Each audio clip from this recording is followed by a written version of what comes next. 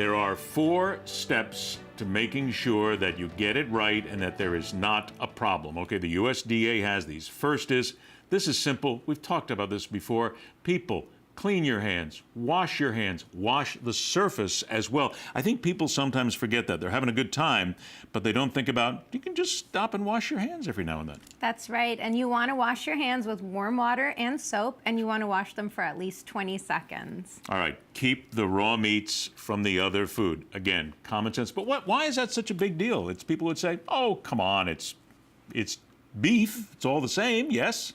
Well, there is cross-contamination that can occur, so you do want to keep the raw meats separate, and that includes when you're at the grocery store. Keep the raw meats separate in the grocery cart, keep them separate in grocery bags, and when you place them in the refrigerator. Cook to the right temperature. I'm one of those guys who, when it comes down to grilling, I know there's a lot of folks out there who think it's no big deal. I do have the thermometer and I do use it, and it is a good thing to do. Yes, absolutely, because the color and texture are not indicator enough. So while it might look delicious, it might not be ready to eat.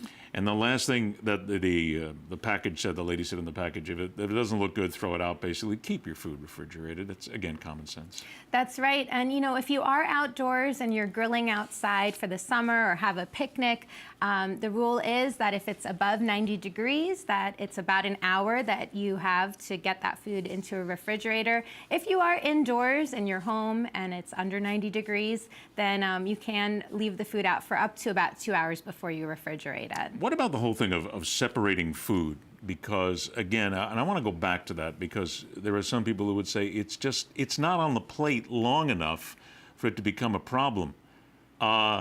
Second or two is long enough when it comes to bacteria. That's right. There are bacteria everywhere. And so, you know, it is recommended, as we were talking about before, that if you are using raw meat, that you do not reuse the same plate for your cooked meats. And that also includes the marinades. If you are marinating meat, that you don't reuse the raw marinade on the cooked meats.